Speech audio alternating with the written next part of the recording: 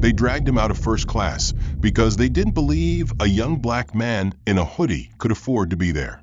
No questions, no explanations, just a quiet nod between crew members and a cold hand on his shoulder, guiding him to the back of the plane like he'd wandered into the wrong world. It didn't matter that his boarding pass said 1A.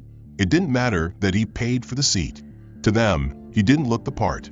And in that single humiliating moment, surrounded by stares, whispers, and silence, he was reduced to a stereotype, not a person. But here's what no one on that flight knew. The boy they shoved into row 23D wasn't just another passenger. He was the one holding the pen that would soon decide the future of their airline. He didn't argue. He didn't resist. He opened his laptop and quietly moved millions. This story isn't about revenge. It's about reality. It's about the way power wears different clothes, speaks softly, and sits where no one expects. So if you've ever been judged before you spoke or seen someone dismissed because of how they looked, stay with this story. Like, subscribe, and tell me in the comments, what city are you watching from, and what part of this hits hardest? Because this isn't just a flight, it's a reckoning. Elijah Grant adjusted the strap of his duffel bag and glanced once more at the LED screen above the counter that read First Class Check-in Aureus Airlines. His boarding pass and official invitation letter peeked neatly from a corner of his folder, the logo of the Geneva Aerospace Summit shimmering faintly under the airport lights. He moved forward in the queue with his usual quiet stride, hoodie zipped up, headphones hanging around his neck, and that ever-calm look in his eyes, the look of someone who knew exactly where he was going, even if the world didn't believe he belonged there. As he stepped up to the counter, the woman behind it didn't greet him. Her eyes flicked briefly from his hoodie to his skin, then to the crease-free boarding pass he handed over with steady fingers. Her nails tapped the counter rhythmically as she scanned the QR code, then frowned, not because there was an issue, but as if she didn't trust what she was seeing. "This is for first class," she said, her tone neutral, but with that unmistakable undertone that Elijah had heard too many times before. "That's correct," Elijah replied politely. "I'm flying to Zurich for the Geneva Summit." He slid the formal invitation across the counter, where his name was printed in bold at the top. Elijah Grant, Special Delegate, Aerospace Blockchain Consortium. The woman barely glanced at it. "Just a moment," she muttered and disappeared into the back with the documents. Elijah leaned on the counter slightly, exhaling through his nose. He'd been here before, not this airport, not this exact situation, but this feeling, being weighed, measured, and quietly rejected, not because of who he was, but because of what he looked like. A few minutes later, she returned, holding a laminated sign that read, "Group Check-in, General Seating, and Student Delegates." She placed it squarely on the desk and looked at Elijah again, this time with a performative smile that didn't reach her eyes. "I'm going to need you to check in at the student group desk over there." She gestured across the hall, where a long line of young passengers waited, most wearing matching blazers and lanyards, nothing like the solitary figure Elijah made. "I'm not part of a student group," he said calmly. "I have a confirmed first-class seat. My Dow's budget covered the priority package." Her smile thinned. "Sir, I understand, but some of our passengers have expressed concern.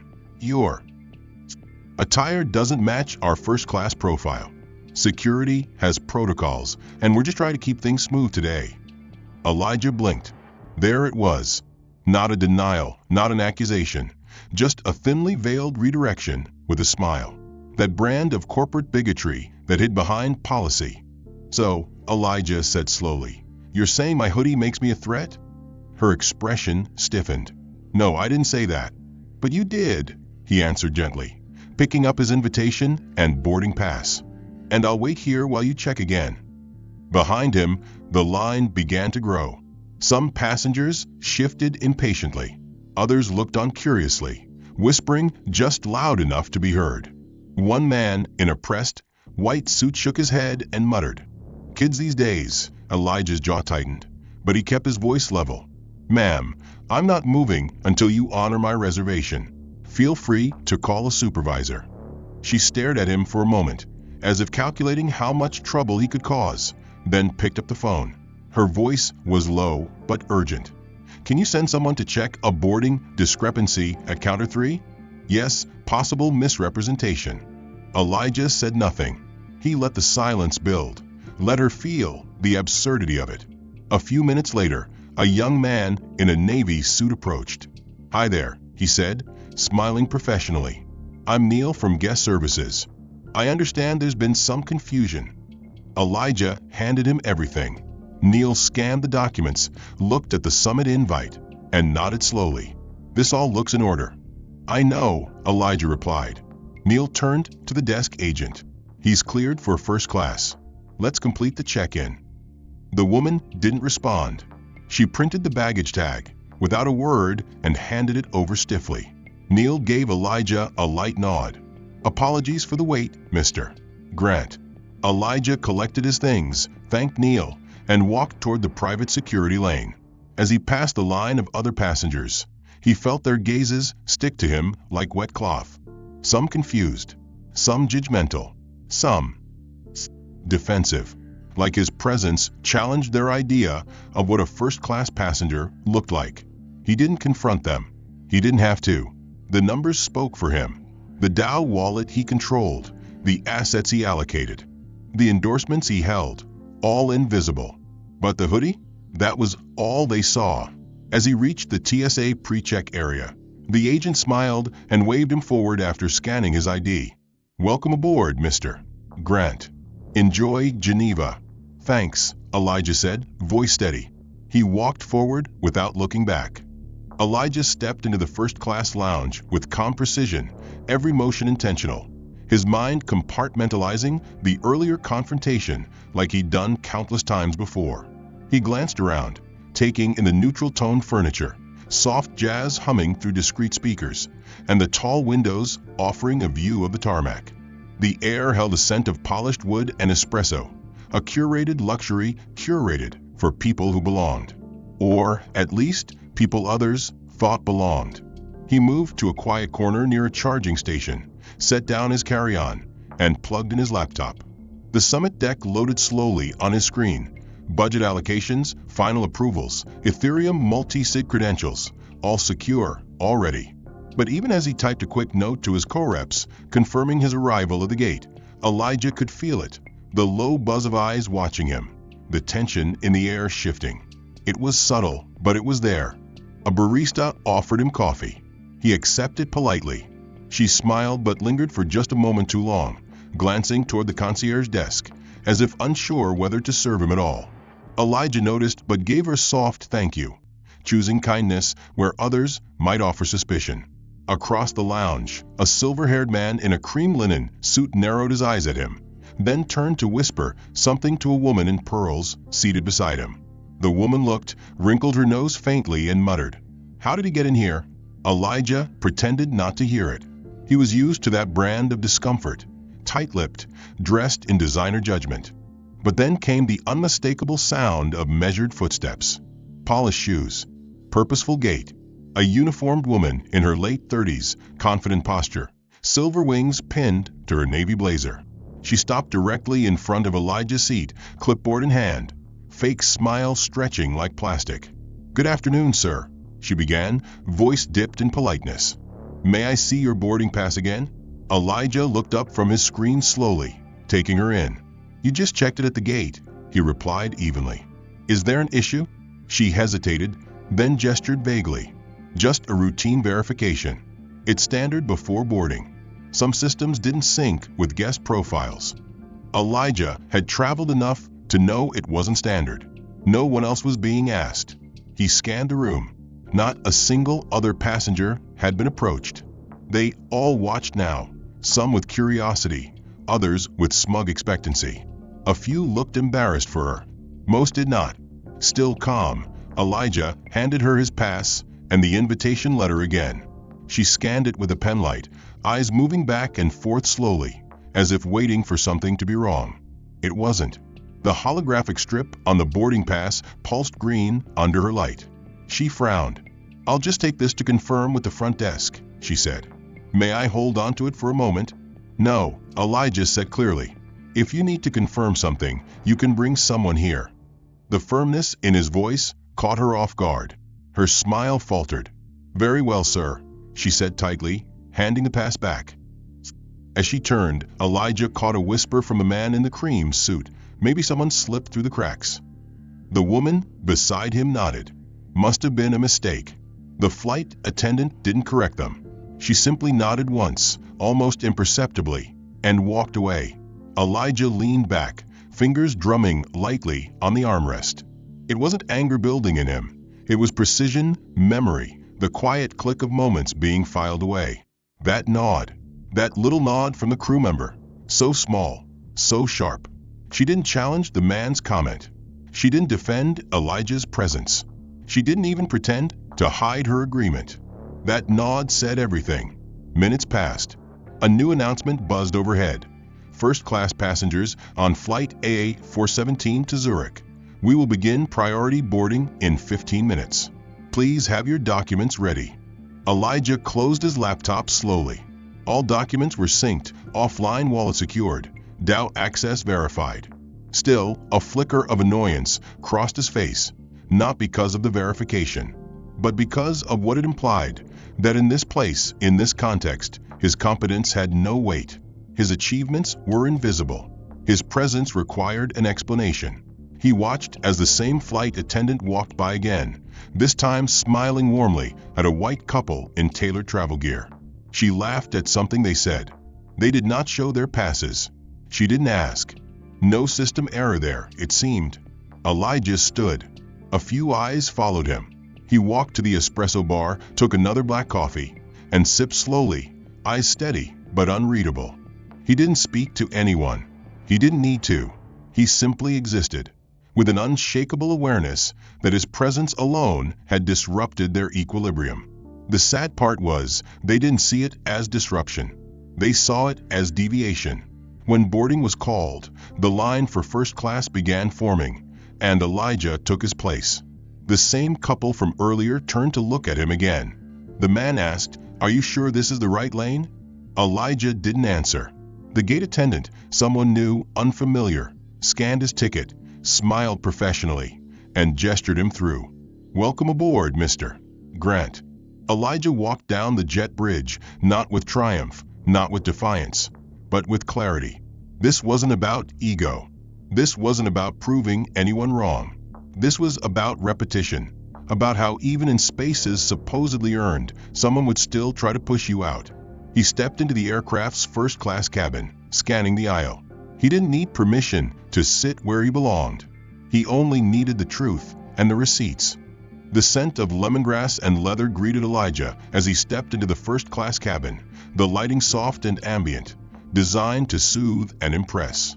The aisle was empty. He was one of the first aboard, thanks to his tier and check-in priority. Yet there was already a tension in the air, almost imperceptible, like the low hum of turbulence before the clouds form. He moved with the quiet confidence of someone who knew he belonged, even if others didn't believe it. His seat, 1A, was near the window, spacious, pristine, with a monogrammed pillow folded neatly and a chilled bottle of still water tucked into the side tray. He placed his bag in the overhead bin and turned to sit, only to find a shadow falling across him. The lead flight attendant, a woman in her early 40s with tight blonde curls pinned into a professional updo, stood at the head of the aisle. She wore a practiced smile and sharp posture that carried the energy of someone used to controlling a space. Her eyes flicked to Elijah and immediately narrowed. "Excuse me, sir," she said crisply. "Can I see your boarding pass again?" Elijah handed it to her without a word. She studied it like it was counterfeit, brows drawn together. "There seems to be a mistake," she said finally, voice clipped. "This seat has already been reassigned." Elijah raised an eyebrow. "Reassigned to who?" "I just boarded. One of our preferred elite members," she replied quickly. "It happens sometimes. You've been moved to another seat, still in the premium cabin." Elijah took a breath. The wording wasn't unusual. The tone was. And more importantly, the logic didn't hold. "I was the first one here," he said. "My name is on the seat chart. I checked in hours ago." She looked away, as if irritated by his insistence. "Sir, we're trying to avoid disruption. I'm going to need you to collect your things and follow me." Behind them, other passengers began to trickle in. A tall businessman in a navy suit paused just behind Elijah, watching the scene unfold with raised brows and thinly veiled amusement. Elijah didn't move. "What seat are you offering instead?" he asked. The attendant hesitated. 23D, she said. Elijah stared at her, the number echoing in his head. "That's not even business class," he said quietly. "That's economy." Her smile thinned. "Yes, sir. But it's an exit row. Extra legroom." Elijah laughed, once short, disbelieving. "So you want to remove me from a first-class seat I paid for and downgrade me 2 tiers?" "Sir, this isn't personal. It's policy flexibility. We're asking for your cooperation." Elijah stood straight, eyes locked with hers. "And what if I say no?" She didn't answer immediately. Instead, she leaned slightly closer and said, "Then we'll have to delay the flight while security handles the situation." There it was, the threat veiled in professionalism. Behind her, the businessman coughed lightly and stepped around them to take his seat. 2B. Another passenger, a woman with designer luggage, looked over and whispered something to the person beside her. Elijah heard a single word: entitled. He exhaled slowly and nodded once, not out of agreement, but out of calculation. "Fine," he said.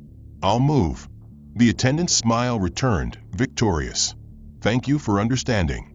Elijah retrieved his bag and stepped back into the aisle, eyes following him. He didn't look up. He walked the length of the plane silently, past business class, past Comfort Plus, until he reached 23D. The overhead bin was already half full. The seat was next to the bathroom.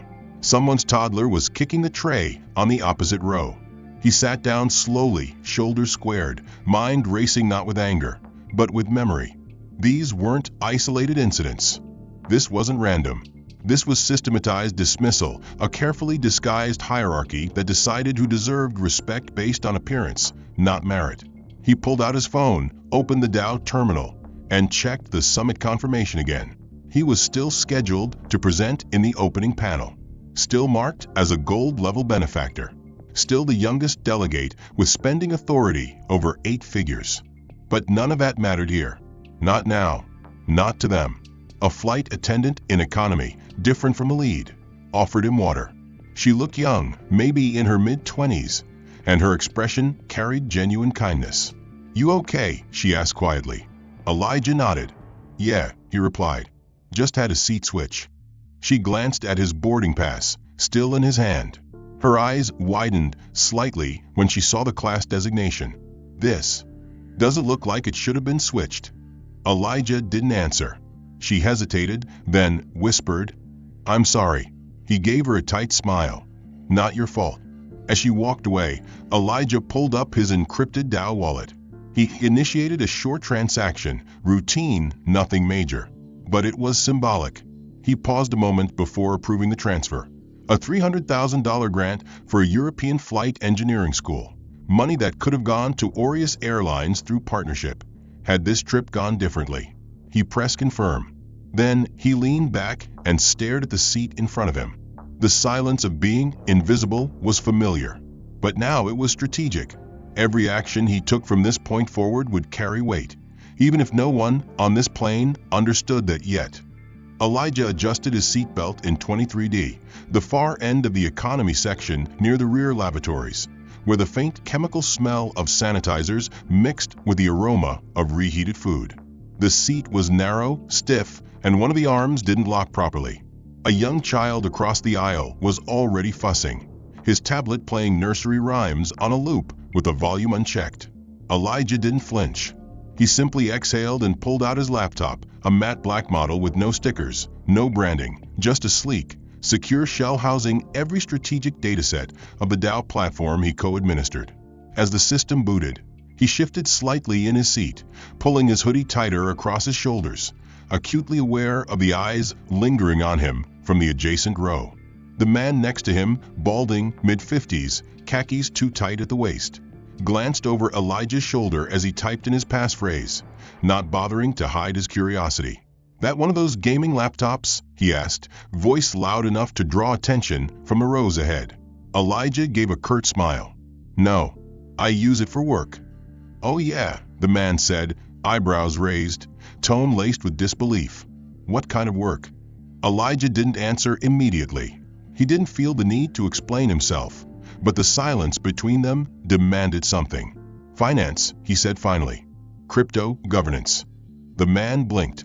Crypto? Like those fake coins. He chuckled, clearly amused. Damn. Didn't think anyone still bought into that. Elijah turned back to his screen. He'd heard worse. He'd been called worse. He navigated to the delegate dashboard, checking the token lock status and the active grant requests. A pending allocation for a cross-border aerospace collaboration flickered in orange. He reviewed the documentation, fully intending to approve the release once the final compliance verification came in. But before he could focus, the man beside him leaned in again. So how'd a guy like you end up in first class, huh? Elijah froze mid-keystroke. Excuse me. I mean, no offense, but that's what they told me. You were in first class before, right? Heard one of the stewardesses talking about it. Said they had to move some kid who thought he booked the right seat. Elijah's stomach twisted, not from shame, but from the sheer, brazen arrogance of it. The way people assumed ownership of his narrative, stripping it of truth and reconstructing it through their own prejudice. I didn't think anything, Elijah said calmly. I paid for it. The man scoffed. Huh, must have been a hell of a promo. Elijah looked straight ahead, resisting the pull to respond further. He knew better. Responding was rarely about truth. It was about entertainment for people who wanted a story that fit their bias. Moments later, the lead flight attendant reappeared. Yes, the same woman from earlier, this time pushing a beverage cart. She stopped at their row and offered a synthetic smile. Would you like something to drink? She asked the man beside Elijah. Just a soda, he said. And for you, sir? She asked Elijah, her eyes flicking quickly to his open laptop. Just water, he said. She poured it robotically, then added, almost as an afterthought, if I may suggest, please avoid using advanced electronics during takeoff and landing. Devices like that can interfere with the cabin network. Elijah blinked slowly. This laptop is airplane compliant. I'm not connected to Wi-Fi. I've already cleared security. Still, she added, adjusting a cup on her tray. We've had issues before. Better safe than sorry. The man beside Elijah chuckled again, elbowing him lightly. Yeah, kid, don't hack the plane. Elijah didn't flinch. He didn't even look at them. He sipped his water and stared at the list of active project votes awaiting his decision. One tap would deploy over $1.4 million in multi-chain development grants. But at this moment, he was being told not to use a laptop. At this moment, his presence had been reduced to a threat. A child 2 rows ahead screamed. The lavatory door opened and slammed shut repeatedly as passengers cycled through. Someone coughed without covering their mouth. And yet somehow, Elijah's hoodie, Elijah's skin, Elijah's quiet existence with a laptop became the source of unease. This wasn't about security. It wasn't about comfort. It was about control. Who got to feel safe, who got to feel powerful, and who didn't. Eventually, the attendant moved on. The man beside Elijah popped a soda and turned his attention to the in-flight magazine. Elijah leaned slightly toward the window, tapping his thumb against his thigh rhythmically, steadying his breath. He didn't let the anger rise. Not now. There was too much at stake. This wasn't his first test, and it wouldn't be his last. He minimized the dashboard, pulled up his encrypted notes, and began drafting a report, coded, precise, about the day sequence.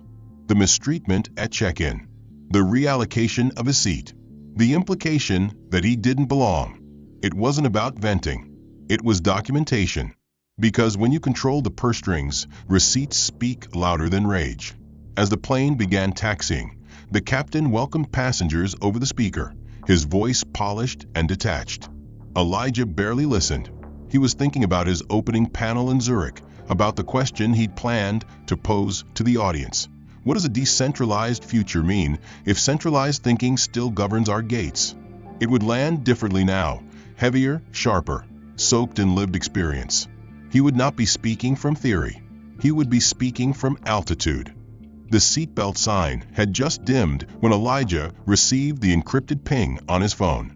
The Dowcom line was live, bouncing through the plane's patchy Wi-Fi for a priority notification tagged urgent. Elijah unlocked his device and scrolled through the embedded summary. 3 separate universities, Cambridge, Tokyo Aerospace, and Caltech, had jointly submitted a proposal for a new initiative, a shared, decentralized satellite design program meant to disrupt legacy cost barriers in student aerospace development. The pitch was bold, the framework solid, and the ask was clear: $2 million in seed funding, unlocked across 3 milestones. Elijah's name blinked in the authorization box. He was the key holder on this round. He looked around. None of them knew. Not the man beside him thumbing through a catalog of overpriced headphones. Not the flight attendant who had just handed out a second round of drinks with the efficiency of someone who had decided who mattered and who didn't. Not the passengers up front sipping champagne and adjusting their neck pillows, still believing their world was a gate he had snuck through. Elijah tapped open the Dow's cold wallet integration.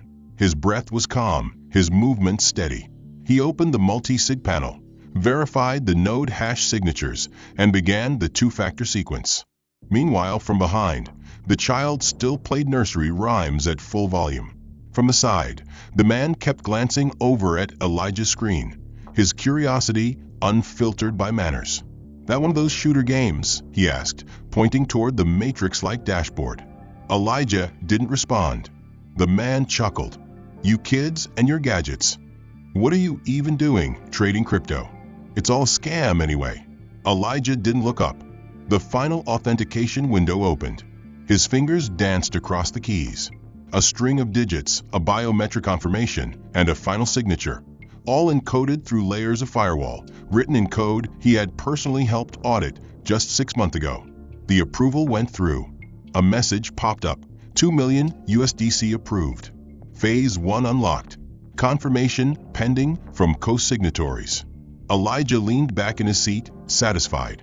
Somewhere across the Atlantic, 3 innovation directors were about to receive confirmation that would change the next 5 years of aerospace education. But here, in this narrow seat near the toilets, he was still invisible. Or worse, visible in all the wrong ways. He looked down at his hoodie, now slightly wrinkled from hours of wear. He saw what they saw. A teenager. A nobody. Someone out of place. And yet, at that very moment, Elijah had just signed a contract larger than what most people in first class would see in their lifetime. He had the power. They had the illusion. And illusions were loud, arrogant, and dismissive. But real power? Real power moved in silence. Like code.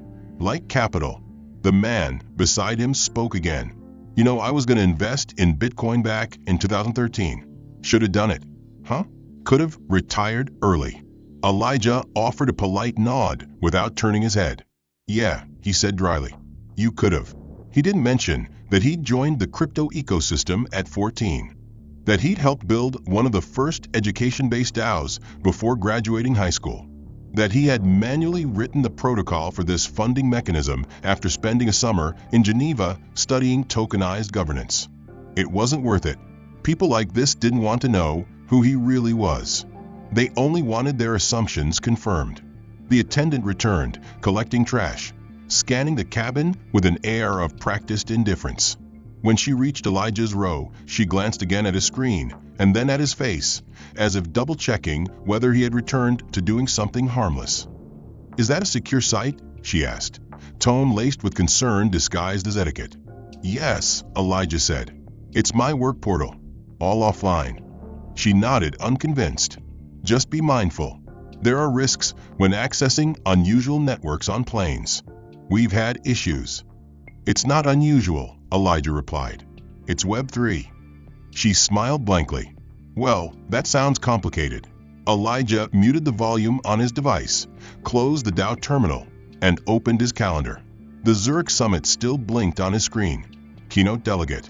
9 a.m. Conference Hall A.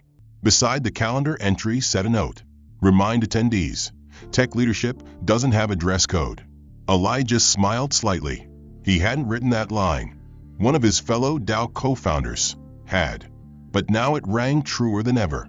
He glanced around the cabin. Not a single person looked like they were aware a $2 million transfer had just occurred in the seat next to theirs. Not a single one could have guessed the quiet kid in 23D was moving capital more efficiently than half their firm's investment arms. And yet, that invisibility was precisely what made his presence powerful. He didn't need to argue his place anymore. He just needed to build enough to make that place unavoidable. The plane began its cruise phase. The lights dimmed. Elijah pulled out his noise-canceling headphones, slipped them on, and played a lo-fi mix he kept for travel. As the first track settled into a rhythm, he opened a text window and began drafting notes for his speech. Decentralization is not only about systems. It's about perception. It's about who gets to participate without asking permission. It's about who you overlook when you assume who leads. He stared at the words for a moment, then typed the next line. Sometimes the person you dismiss is the one approving your future. Elijah sat quietly, the dull hum of the cabin engine merging with the ambient chatter of passengers shifting in their seats, whispering to their neighbors, or half listening to their in-flight movies. The glow of his screen had dimmed, his laptop now tucked safely beneath the seat ahead of him. He pressed the call button on his armrest, once, then again, more out of principle than necessity. The blinking light above his row flashed gently, barely noticeable unless you were looking for it.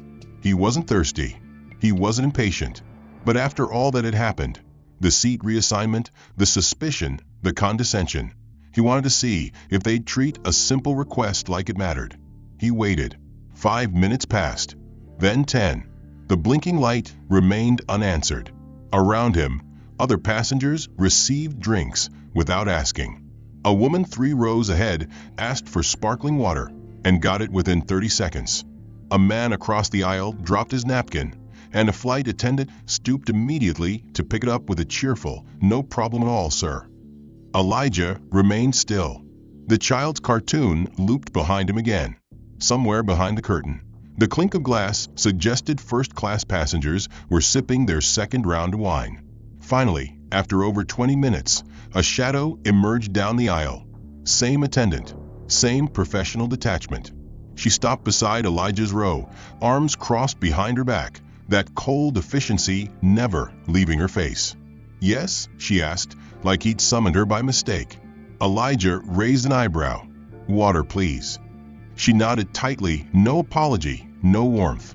Then she added, "You know there's a charge for beverages back here, right?" Elijah blinked. "I'm asking for water." "Still," she said, "there's policy.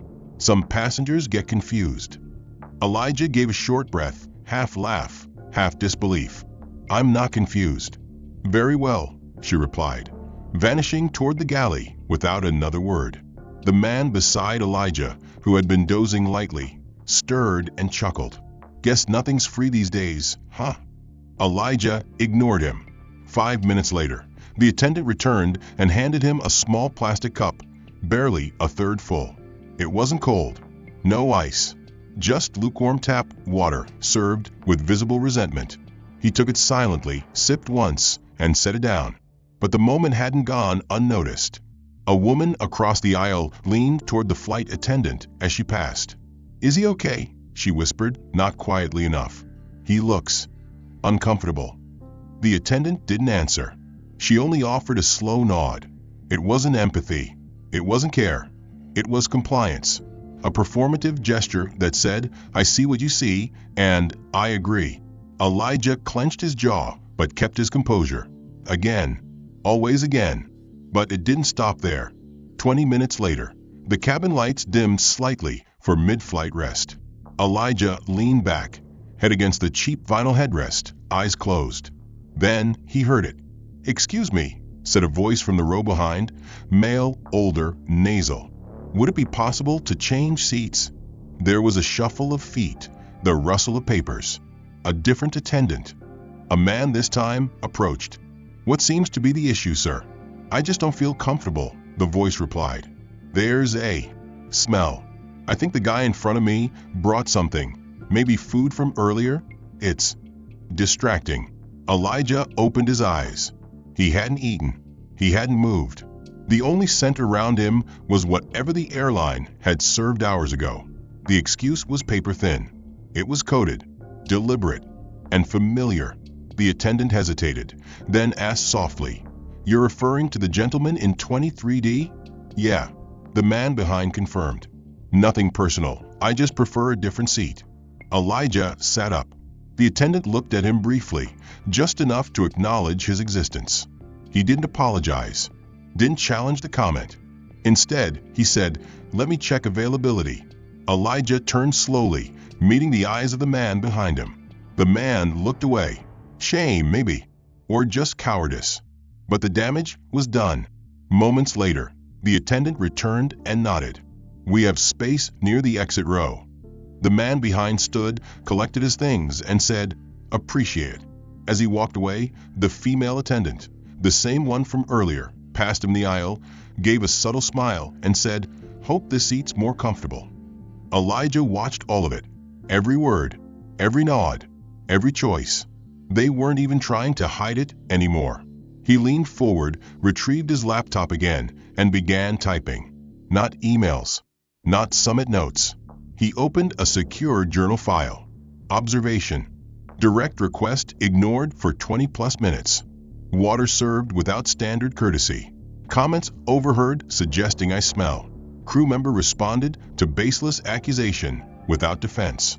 Microaggressions now entering open hostility. He paused, looked around the cabin once more. No one was watching him now. No one cared.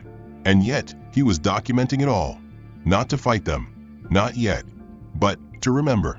Because every moment like this added up, and one day it would be clear who had been watching whom. Elijah stared at his screen for a long moment, the cursor blinking against the stark white backdrop of his secure document. Every recorded detail sat there, time-stamped and unemotional, but each one carried weight.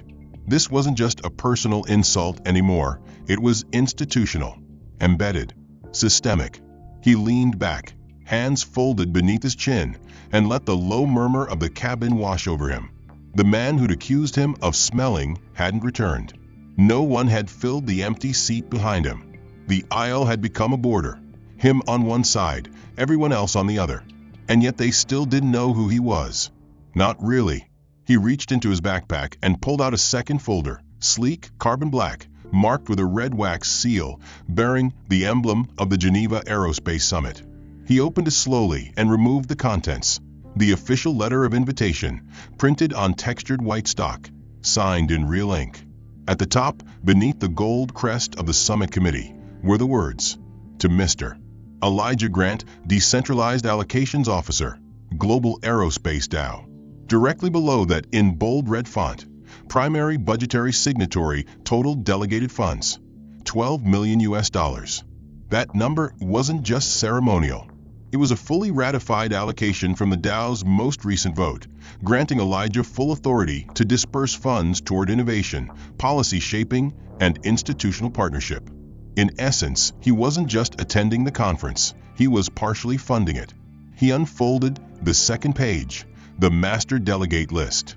Names from all over the world. Professors, engineers, CEOs, politicians. But only one name at the top was bolded, marked with an asterisk. Elijah Grant Voting Authority and Partner Liaison, Zurich Session A. The attendees would be notified of his presence before the opening address. But none of that mattered here.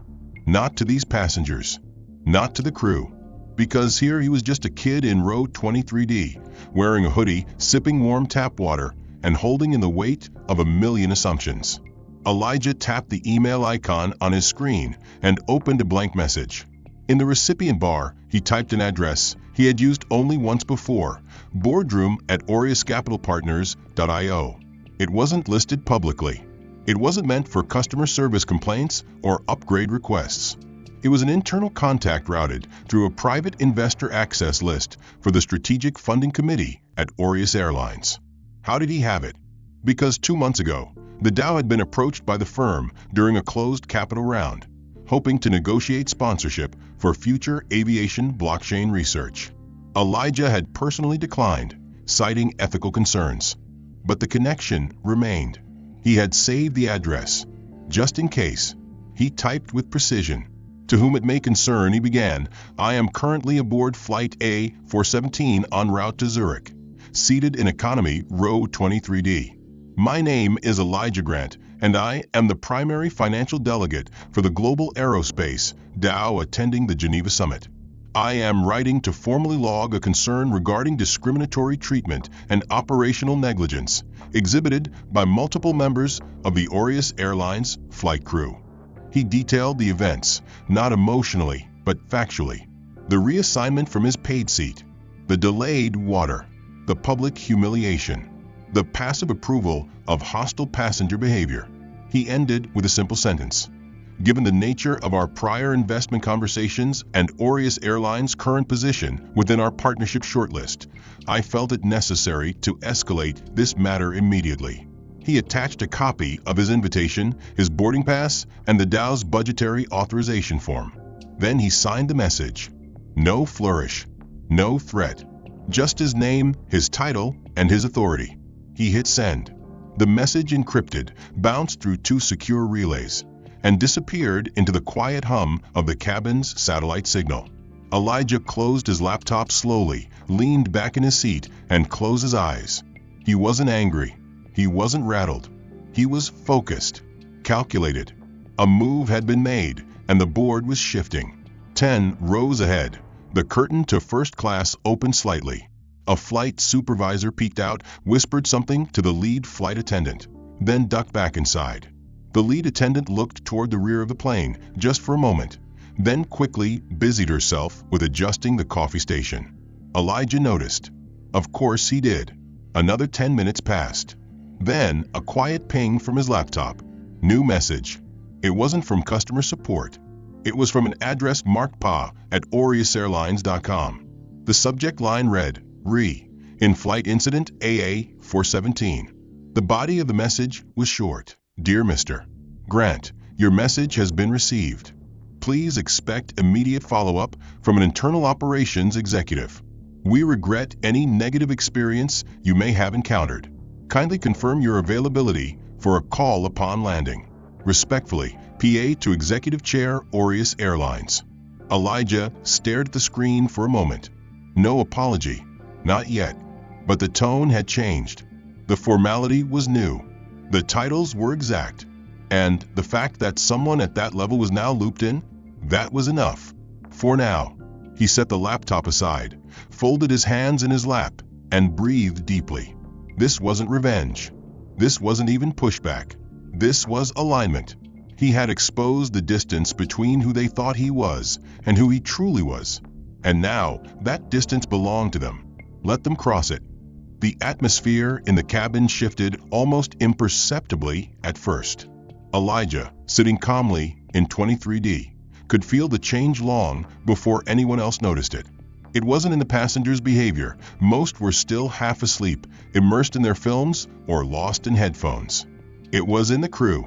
The way the lead flight attendant, who had earlier escorted him out of first class with quiet satisfaction, now walked faster, more stiffly, as if she were trying to maintain control of something that was beginning to slip through her fingers. She kept glancing toward the front of the plane, checking her watch, adjusting her earpiece, as if waiting for an update she wasn't sure she wanted to receive. Elijah knew what was happening. The email had landed exactly where it needed to land. The recipient hadn't ignored it. Someone with authority had read it and realized the scope of the mistake. It had moved up the chain fast. Not because it was dramatic, not because it was public, but because it involved a name and a number, Elijah Grant and $12 million. And in the world of aerospace innovation, money like that didn't move without impact. 20 minutes after the message was sent, the first sign of panic broke through the professional veneer. A new face appeared, a mid-level flight operations coordinator who usually stayed in the cockpit or worked logistics between gates. She stepped through the curtain into the first-class cabin, whispered something to the lead flight attendant, and handed her a phone. Not a regular one, a direct cabin operations line. Elijah watched as the lead attendant took it with a frown, pressed it to her ear, and listened. Her face began to pale bit by bit as the conversation went on.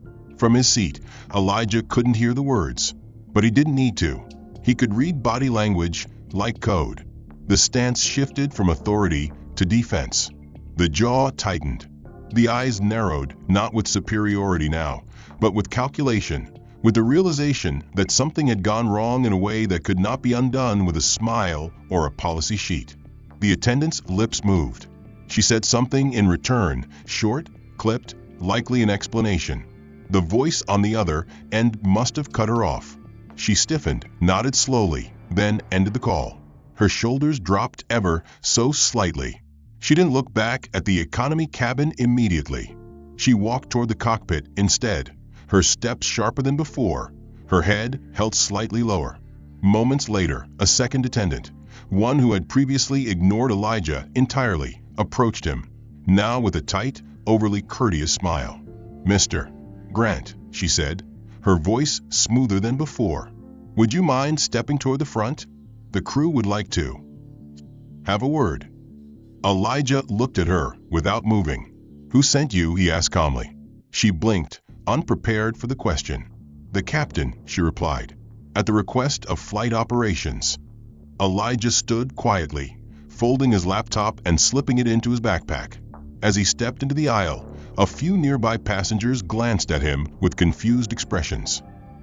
They didn't understand the shift. He was still wearing the same hoodie, still silent, still composed. But suddenly, he was being escorted like someone important, no longer as an inconvenience to be relocated, but as a person of consequence to be handled delicately. He followed the attendant to the galley between first class and the cockpit, where the lead attendant now stood stiffly, hands clasped. The flight operations liaison stood beside her, holding a clipboard, eyes darting between Elijah and the floor. "Mr. Grant," the liaison said quickly, "we've just received communication from our Zurich partners regarding your status as a delegate." We were unaware." Elijah raised an eyebrow. "You were unaware because no one bothered to ask." The lead attendant inhaled sharply but said nothing.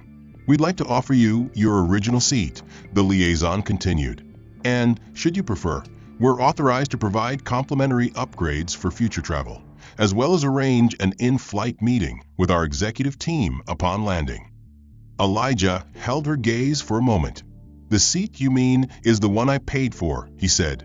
"That was reassigned without explanation. Do you understand what that looks like from the outside, or from where I'm sitting now?" The liaison nodded slowly. "Yes, sir. And I've been instructed to tell you that an internal review is already in motion. This incident will be handled with full transparency." Elijah looked past her to the lead attendant, who still hadn't spoken. Her jaw was clenched, her eyes unreadable. "Will she apologize?" he asked. The liaison hesitated. "That's not protocol mid-flight." Elijah tilted his head. "But seat reassignment based on assumption is?" The silence stretched uncomfortably until the attendant finally spoke, voice low. "Mr. Grant, I regret how things were handled earlier. I misjudged the situation. It wasn't warm, it wasn't honest, but it was a start." Elijah nodded once. "Good. Then let's not pretend anymore." He turned toward the galley curtain and returned to his old seat, 1A. As he walked past the rows of economy, he felt the shift again, not in how people looked at him, but in how they no longer looked. Their curiosity faded into discomfort. Because power, once revealed, makes people confront their bias. And most would rather look away. He sat down in the wide, plush seat. The new attendant immediately brought him chilled water, asked if he'd like anything to eat, offered him a menu. Elijah took none of it. He only reopened his laptop, reconnected to his dashboard, and typed a single new note. Response triggered. Systems acknowledged presence. Consequences pending. Then he leaned back, crossed one leg over the other, and stared out the window at the endless, indifferent sky. The wheels struck the tarmac with a low, controlled thud, the cabin vibrating momentarily before the aircraft eased into its final glide. Elijah remained still, eyes fixed on the window, as Zurich's gray skyline came into view, stretching out like a cold, silent witness to the turbulence no one else had seen. Around him, passengers stirred, Phones switched off airplane mode. Tray tables popped up with sharp clicks. Overhead bins creaked open before the seatbelt sign had even gone off. But Elijah didn't move. He waited, knowing this landing wasn't the end of anything. It was a line crossed, and the fallout was just beginning. Somewhere beyond the jet bridge, executives were already scrambling. He could feel it, not in the air, but in the behavior of the crew. The lead flight attendant hadn't approached again. Her movements were stiff, rehearsed, as if she were acting out the final motions of a role she knew she wouldn't keep. The junior attendant, who had delivered water so bitterly just hours ago, now stood by the curtain, stealing glances at Elijah every few seconds, eyes wide with worry. Their smiles had disappeared. The authority had drained from their postures. Because the plane may have landed, but power had shifted midair, and now it demanded accountability. The seatbelt sign blinked off. The intercom crackled. "Ladies and gentlemen, we've arrived at Zurich International. Please remain seated while we prepare the cabin doors." Elijah unfastened his belt with slow precision, stood, and retrieved his bag from the overhead. A moment later, a flight operations officer boarded through the front. His suit was sharp, but his gait was nervous. He approached Elijah directly, clipboard in hand. "Mr. Grant," he began low-voiced, "we've been asked to personally escort you through immigration and customs. Also, the Director of External Affairs from Airlines is on site and has requested a brief meeting, if you're available." Elijah studied the man's face. Polite, careful, terrified. He gave a nod, but his voice was cool. "Tell your director I received the apology email. I've read enough words today." The officer hesitated, then tried again. She wanted to clarify that this request isn't only for apology. It's also to discuss any concerns you might want directly addressed through policy channels. Elijah tilted his head slightly. "Policy," he repeated. "That's a heavy word for people who didn't seem to care until a number showed up next to my name." The officer shifted his weight, unsure what to say. Elijah spared him. "I'll speak to her, briefly." They disembarked first, skipping the line. Passengers who had looked past Elijah earlier now glanced toward him, confused by the special treatment, by the uniformed staff walking beside him. None said anything. One even offered a faint nod. But Elijah didn't acknowledge them. He passed through the gate in silence, escorted down a side hallway that bypassed the crowd. At the end stood a woman in a dark navy pantsuit, tall, composed, eyes alert. She extended her hand as he approached. "Mr. Grant, I'm Elise Wyman, External Affairs Director for Airlines." Elijah shook her hand. It was firm, practiced. She didn't smile. She didn't apologize yet. She simply said, "Thank you for agreeing to meet." They entered a glass-walled meeting room just off the terminal floor. The door closed behind them. She spoke first. "Let me be clear, Mr. Grant. What happened on that flight violates our internal conduct policy and our DEI standards. The crew involved has already been placed on administrative leave, effective immediately." Elijah nodded slowly. "That's procedural. But tell me something. Did this happen because of policy failure or because your culture rewards silence when passengers like me are mistreated?" Elise didn't flinch. "I believe it's the latter. And I'm here because we want that to change." Elijah sat. "Words are cheap. I've read the brand statements. I've seen the slogans printed on your fuselages." He leaned forward. "But none of that stopped your staff from looking at me and deciding I didn't belong. They didn't ask for proof. They didn't ask questions. They just acted." Elise replied, "Which is why we're initiating a full third-party audit of all discrimination claims within our International Service Division, effective immediately." She slid a document across the table. "And we'd like to offer you a consulting position to oversee the equity and conduct training modules going forward." Elijah stared at the folder. He didn't reach for it. "You don't need me to clean up your mess," he said. "You need your leadership to stop pretending they're not holding a broom." Elise exhaled. "We understand. And whether or not you accept, the review will continue. Your incident was not isolated, Mr. Grant. But it was catalytic." Elijah looked at her, studied her carefully. There was no panic, just responsibility. And perhaps, for the first time since he boarded the plane, he saw someone trying to get it right. Still, he stood without taking the folder. "I'll consider it," he said. "But understand this. What you offer me isn't redemption. It's repair. And if it's not structural, it won't last." As he walked out, a message popped onto his phone, a notification from the Dow chat. The incident had sparked internal discussion. 5 delegates had called for a vote to remove Airlines from future funding eligibility unless meaningful reform was verified. Elijah didn't reply. He simply tapped support motion, then exited the terminal, stepping into the morning light of Zurich, silent, sharp, and colder than expected. Zurich had felt colder than expected, but a year later, New York in spring carried a different kind of chill, one not born of weather, but of change. Elijah stood at the edge of a wide glass conference room atop a midtown high-rise, hands resting loosely in the pockets of his slate-gray blazer. Behind him, the skyline stretched across the horizon in jagged steel silhouettes, but his focus was inward, fixed on the dozen executives seated across the table, each waiting for him to speak.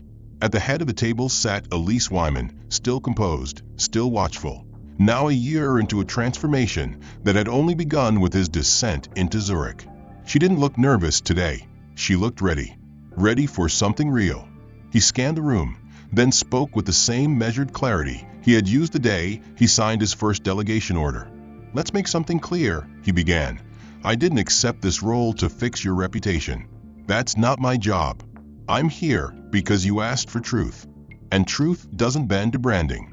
There was a pause, not from resistance, but from reverence. The board didn't interrupt him anymore. Not after what had happened.